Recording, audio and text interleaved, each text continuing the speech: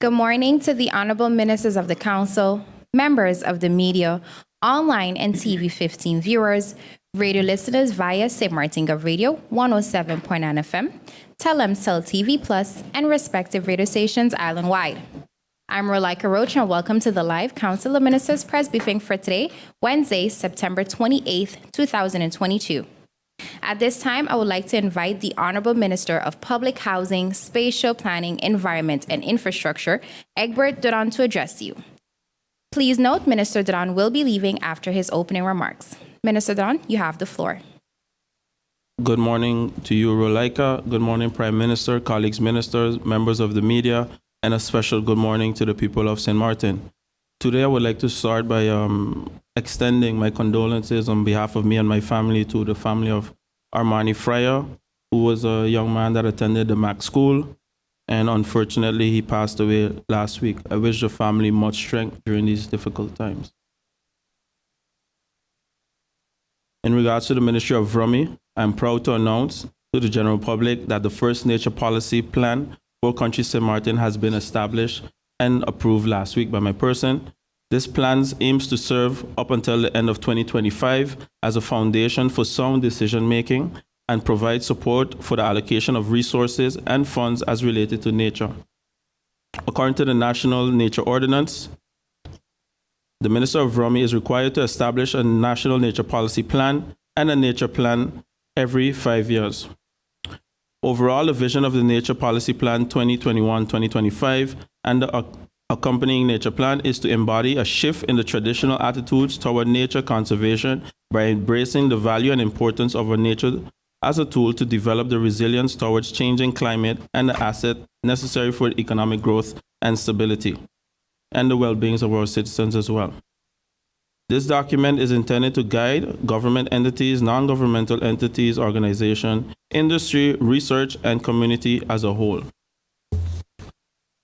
Since the first nature policy plan published in Country St. Martin, it embraces a range of ambitious policy objectives that were developed in collaboration with the relevant stakeholders and originates from the local, regional, and international obligations of St. Martin that we must adhere to as well. The policy calls upon cooperation of a wide range of stakeholders to achieve its objectives. Therefore, both documents were further placed on public review last year, which was then followed with the initial approval that I did last week.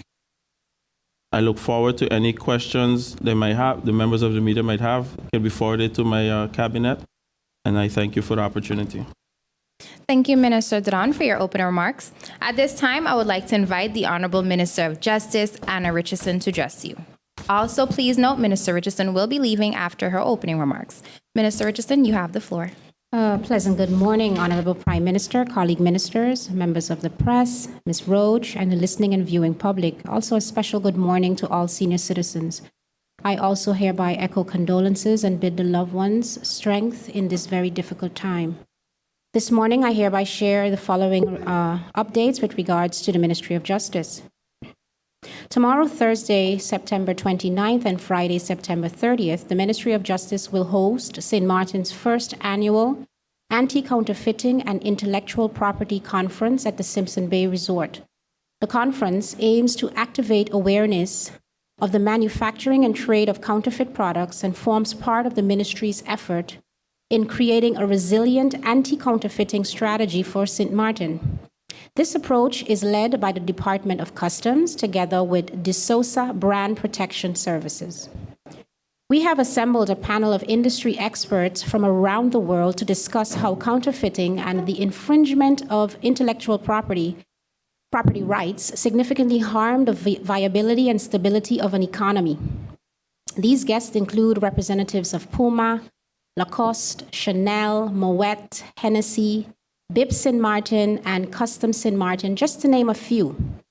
Following the conference, a sophisticated strategy will be outlined on how St. Martin can be redirected away from being listed as a black market territory and restore its position as an attractive jurisdiction. Wow, I'm having a day today. For brands to establish their businesses. This is the start of efforts to shift the paradigm to attract safe, authentic, and even high-end brands, while also offering an excellent opportunity for networking, knowledge exchange, and collaboration. Secondly, I'd like to mention that episode 2 of Harvey Bay Unscripted will be airing this Friday, September 30th at 6 p.m. on the official Facebook pages of the Government of St. Martin and the Ministry of Justice. You can also view this on YouTube channels of the Government of St. Martin, the Ministry of Justice, Telem TV Plus, and TV 15, as well as TV Carib. Set and filmed on St. Martin, Harvey Bay Unscripted is a monthly TV series launched on August 26 with over 3,000 collective views on the premiere episode. In the film, participants vividly describe their background, family life, and the circumstances or decisions that led them to prison. They express the realization that their decisions were not particularly the right ones, and if they were faced with the choices to commit crimes again, they would not. The participants also gives details about survival on the inside, while participants who are former inmates delved into positive journeys that they are on since being released from prison.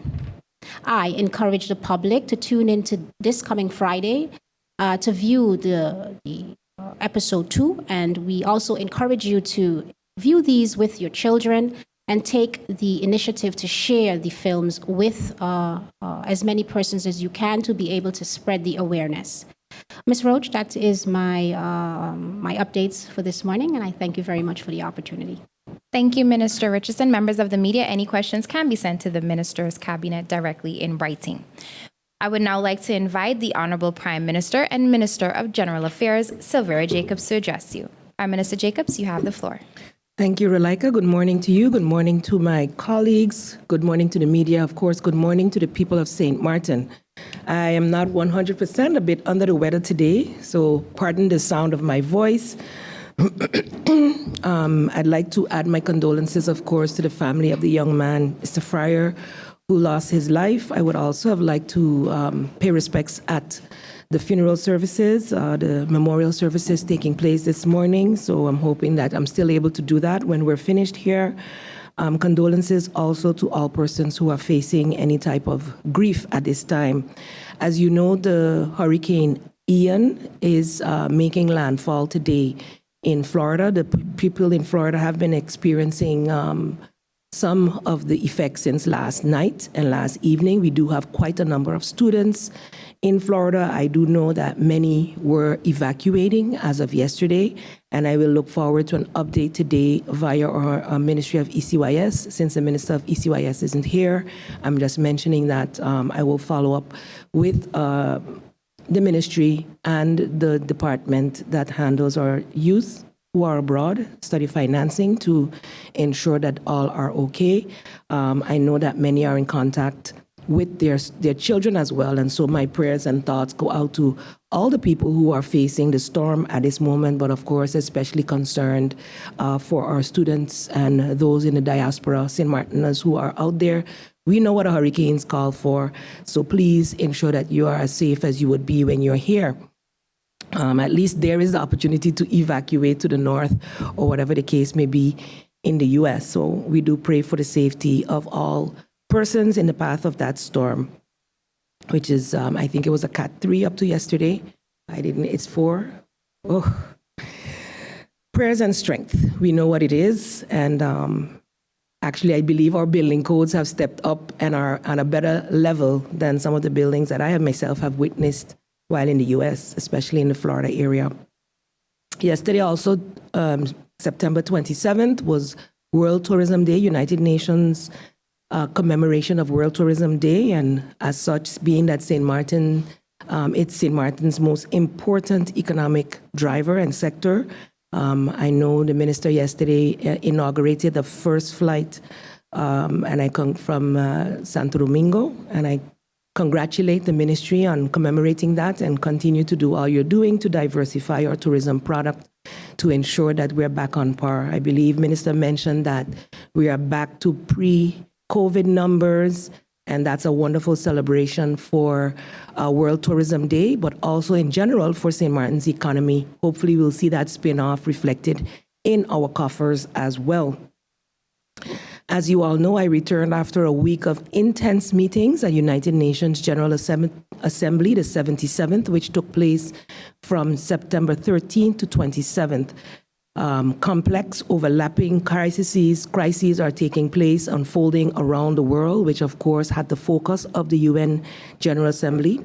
It is a critical time for the growth of our country, seeing the global challenges that we're facing. So it is imperative that every move that we make be one of strategy and focus. With this visit, in representing St. Martin, we were able to have a voice on a much wider global scale and being put in a space where decisions are being made that impact us.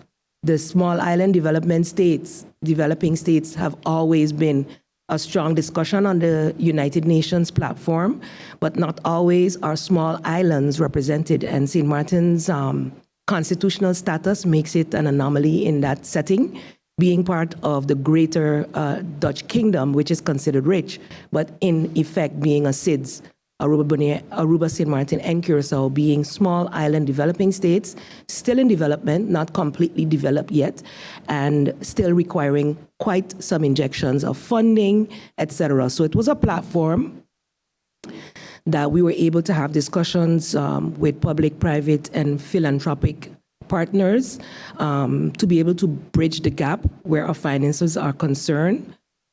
Also reconciling our political reality with our socio-economic and climate reality. So being one of the things I said repeatedly over the week was, we are the face of climate change in the Caribbean. We are the ones that deal with the effects, the negative impacts, while contributing less than 1 or 0.1% to the changes that are happening in our climate. And so we really need those bigger countries, the G20, of which the Netherlands is one, to do their part to ensure that we also get the necessary assistance to be able to combat and adapt to climate change. As such, we must leverage our network to seek persons with similar interest and for better investments, greater investments, with a sustainable and moral value. I really appeal to the moral compass of these countries and those with the funds to assist us. In attending the UNGA, it is imperative that we form the necessary partnerships. As you know, SDG 17 is partnerships for the goal. And so that was one of my continued statements. As small islands, and definitely even the bigger countries are seeing that they cannot go it alone and they need each other. And so definitely being as vulnerable as we are, having multidimensional vulnerabilities puts us in an even more precarious position for our very existence. And it was clear, sitting on some panels with, for instance, the Bahamas, who recently had the devastating flooding that they had in Abaco, and Antigua and Barbuda also during our episode with Erba being completely underwater. These are real issues that our Caribbean countries face.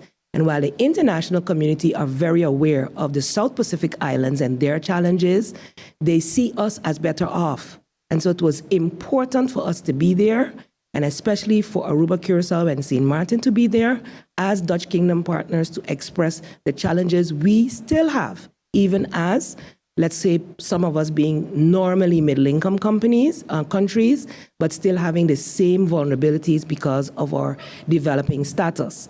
Of course, the purpose, of course, to get our transition to cut the cost of energy on St. Martin and foster long-term business development that would improve the overall standard of living for the people of St. Martin.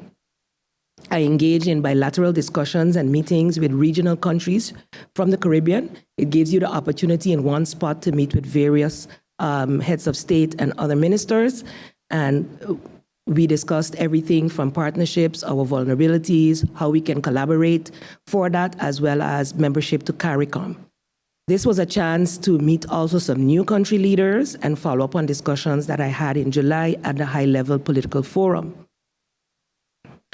It was an honor for me to represent St. Martin in this capacity. I don't think we can, let's say, thumb our noses at that opportunity when you can meet with the top leaders of the world, but also with our kingdom partners, as all 4 of us were there, and we were able to also have a quadripartite meeting, though a short one, face-to-face for the first time, to be able to discuss some of the challenges we're facing with the Prime Minister.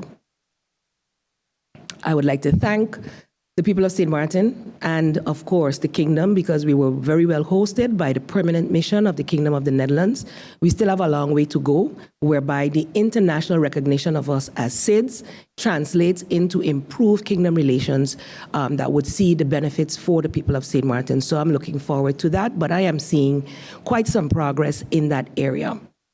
I will leave it at that for now. Those who are interested can follow the media statements that have been put out, the videos, etc. And of course, we'll be engaging with other ministries and ministers as we promote, for me, important to continue to promote the Sustainable Development Goals so that we can attract the type of funding we need to be able to get where we want to be as a country. With that being said, I will leave it at that for now and await any questions. Thank you, Prime Minister Jacobs, for your opening remarks. If you've just joined us, you are watching the live Council of Ministers press briefing for today, Wednesday, September 28th, 2022. Thank you for joining us. We now move on to the question and answer session. However, I would like to inform the Minister of Finances here, Artwell Edion, however, will not be making any opening statements, but available for any questions the media may have.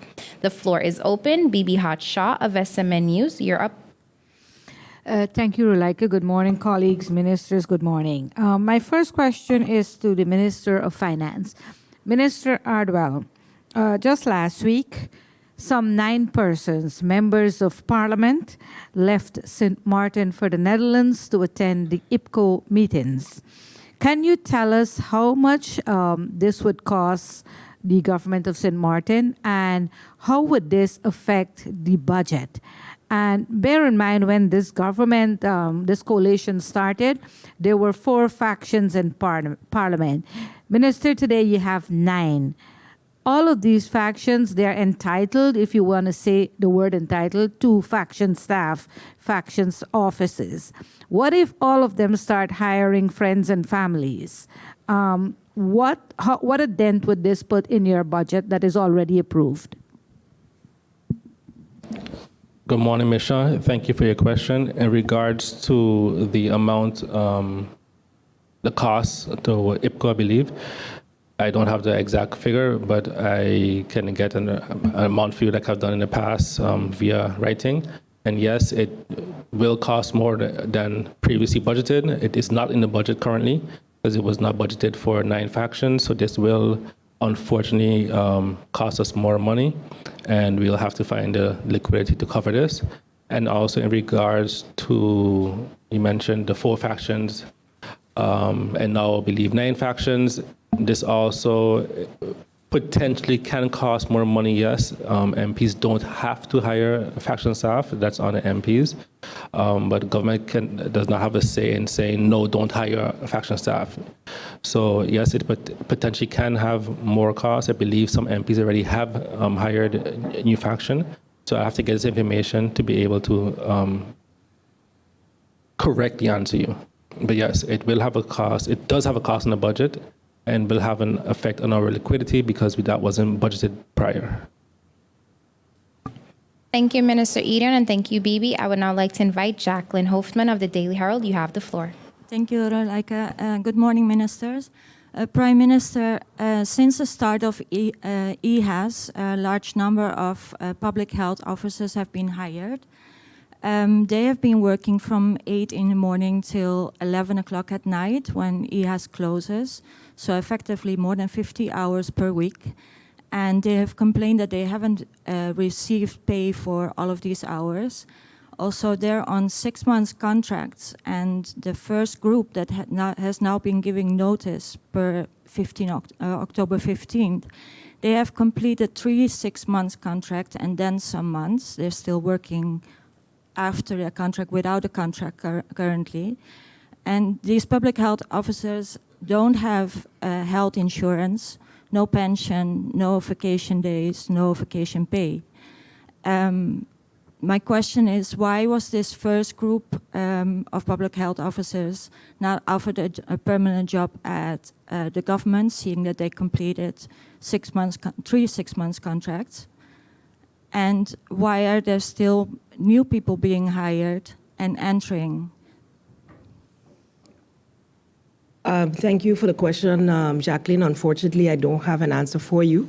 The Minister of Public Health, Social Development, and Labor would be the best person to answer you on that.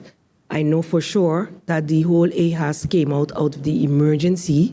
There was not something that we had planned FTEs for. If those don't understand, FTEs is our budget is based on a set number of persons that you're allowed to hire. So we did have a disaster budget, which we transferred a whole amount based on dealing with the COVID situation. I can't tell you off the top of my head what that was, but it was deemed necessary to be able to ensure the health and safety of our population to have these persons work temporarily. So based on the fact that it was a temporary situation is why they were on contract. I know that for sure. The rest of your question will have to be forwarded to the ministry for further response in terms of what they're entitled to, what they're not entitled to, and whether their contracts have ended and how it will be continuing. So the minister will have to answer that for you to have an accurate answer. Thank you, Prime Minister. Thank you, Jacqueline. Andrew Dick of TV 15, you have the floor. Thank you, Rolika. Good morning to the ministers. Prime Minister, the Princess Juliana International Airport, it's said to have a delay. I know I've asked on many occasions on an update as far as the deadlines are concerned. Now, as shareholder, are you concerned at the proposed delay? Yes, of course. So that should be it, right? I'm done. No, indeed, while I was away, we learned that the delays would be a lot longer than anticipated. During my last tour, it was brought to my attention that there's a potential delay coming. No one foresaw that it would be this long, as it was not deemed to be something that would cost so much. But based on the investigations and accessibility to the material that was needed and having to go back to the source of the original material, etc., that is causing part of the delay, but also the whole cost of construction in general, transport costs, etc. All of that is causing some delays, as well as the fact that the airport is being reconstructed while it is in operation. So a lot of work that they had anticipated that they could do during the day, they cannot do during the day. And so all of that has added up. I do not have, we've received this in writing just recently, as I mentioned last week while I was out. And we have requested via the Acting Minister of TEAT, some responses. We've received certain correspondences as well. And the Council of Ministers will be having follow-up meetings to determine the way forward.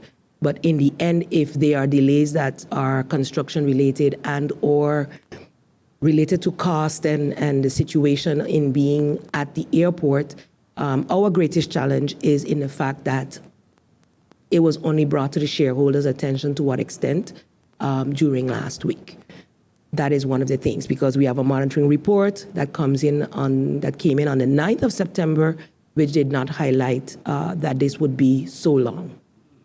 So that is part of the challenge for us as shareholders. So the questions that we want answered are related to that. While we can expect overrun in time, you can expect that in a huge construction, especially if you need X before you can proceed to Y and Z.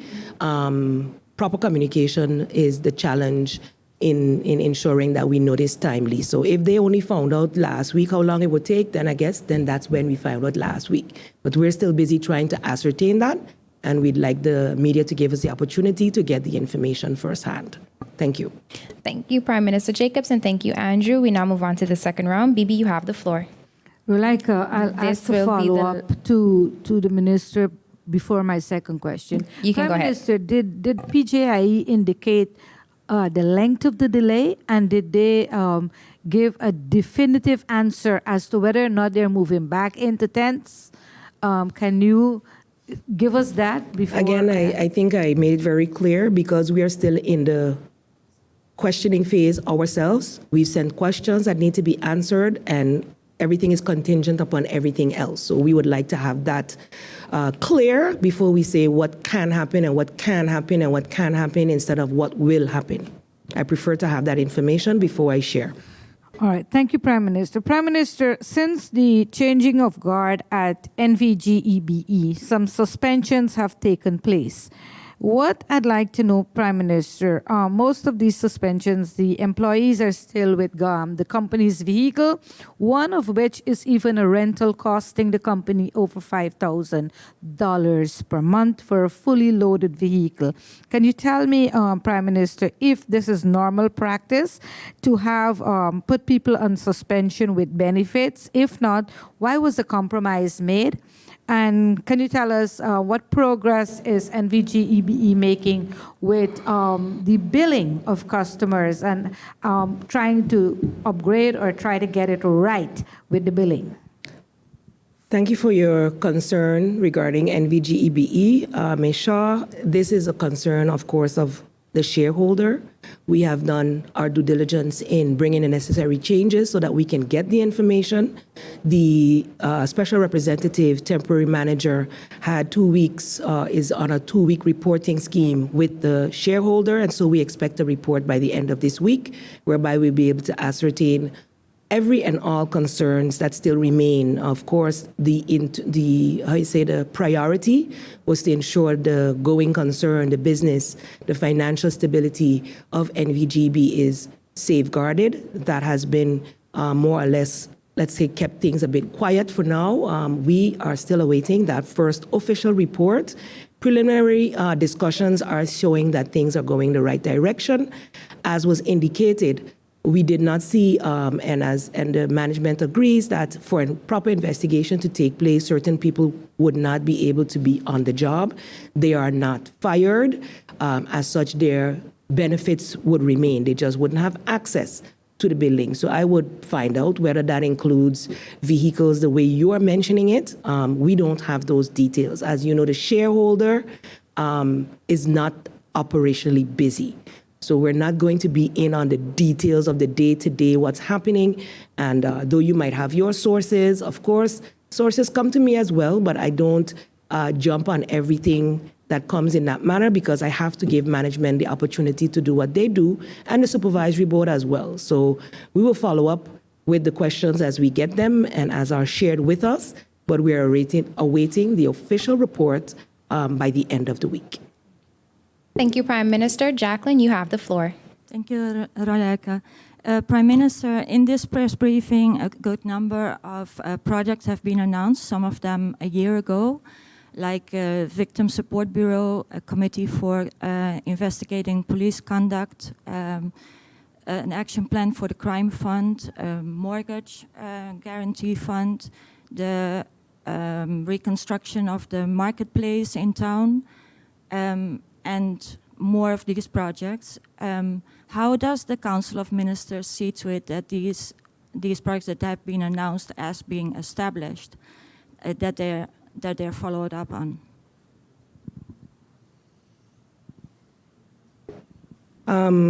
Several of the projects you mentioned fall with the Minister of Justice. Unfortunately, she's not here to answer. I do know that steps are being taken in the direction to finalize the victim support what's it called? Not just the fund, but also it's not just a fund. It's you require an office, you require personnel, etc. That takes some time. I know the minister is diligently working on that.